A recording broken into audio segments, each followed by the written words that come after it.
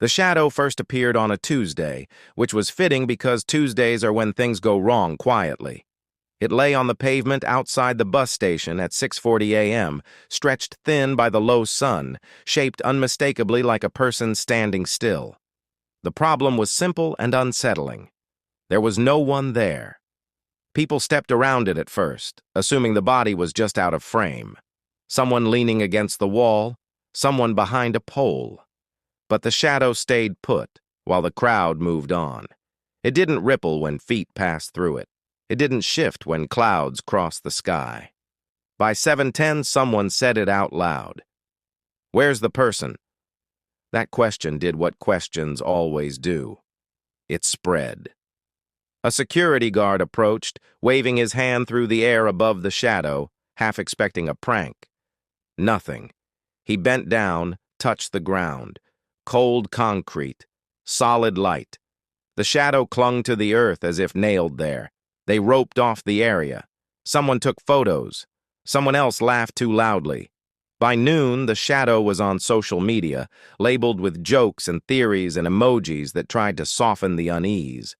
By evening, it was surrounded by barricades and men in uniforms who pretended not to be bothered by the way it didn't belong to anyone. The shadow looked ordinary. That was the worst part.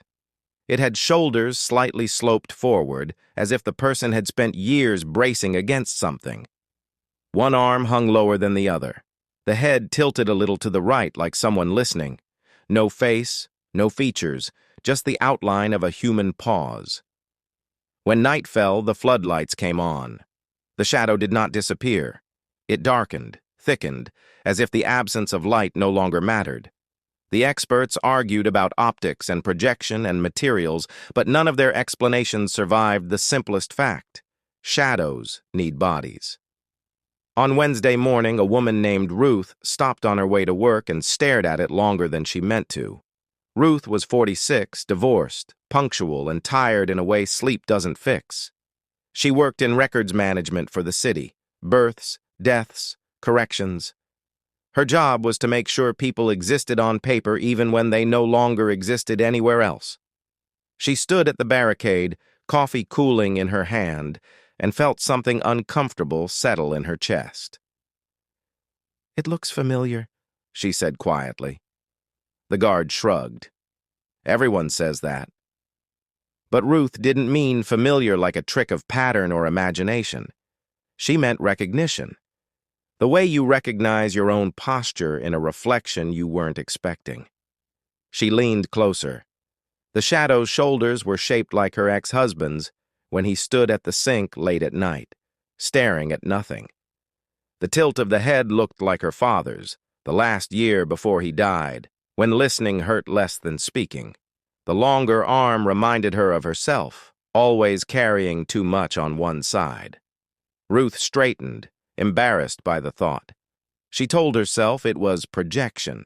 She was good at records, at facts. Shadows didn't feel. Shadows didn't remember. Still, when she finally walked away, she felt as if she'd left someone behind. By Friday, the shadow had not moved. It didn't drift with the sun. It didn't shrink or stretch. It stayed fixed, as if anchored to a moment rather than a place. The news trucks came, then the scientists, then the clergy. Each brought language to try to pin it down. An object, a phenomenon, a sign, a hoax, a warning. None of the words changed it. What changed were the people. Some felt ill standing near it, dizzy and hollow. Others felt calm, almost relieved. A man collapsed, crying without knowing why. A teenager stood in front of it for hours, unmoving, until his mother dragged him away. Patterns emerged. The people most affected were the ones who had unfinished things. Conversations that never happened. Lives half-lived. Versions of themselves they'd abandoned and never buried. Ruth returned every day. She told herself it was curiosity, then duty, then habit. But by the second week, she understood the truth. The shadow was listening. She began talking to it under her breath. Nothing dramatic, just facts at first. "I used to want to be a photographer," she said one morning, staring at its feet. I was good. I think I was. The shadow didn't move, but the air around it felt heavier, like a room holding its breath. Another day. I stayed because it was easier. I told myself that meant it was right. Another. I never asked for help. I thought that made me strong. The words left her and settled somewhere she couldn't see. Each time she spoke, she felt lighter, as if she were setting something down. One evening, long after the crowds had thinned, Ruth noticed something new. The shadow's edges were softer, not fading, blurring, as if it were losing definition or being gently erased. She felt a flicker of panic. "Wait," she whispered, ridiculous and urgent. "You're not done." The shadow did not answer. But that night, Ruth dreamed she was standing in a bright room, watching herself slowly step out of her own outline. The body walked forward. The shadow stayed behind. She woke with tears on her face. On the 21st day, the city made its decision. The shadow was too disruptive, too destabilizing. Barriers were removed in the early hours, before the crowds arrived. A specialized unit arrived with equipment designed to neutralize visual anomalies. Ruth stood behind the tape, heart pounding.